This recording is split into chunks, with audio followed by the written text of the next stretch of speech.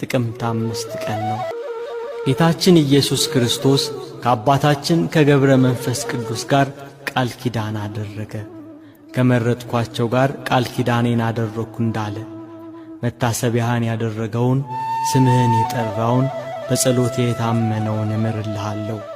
ለጾም አዳሪዎች ምጽዋትን የሚሰጥ የተራበውን የሚያበላ የተጠማውን የሚያጠጣ ከአንተ ጋር በሰማያት አኖረዋለሁ አለው።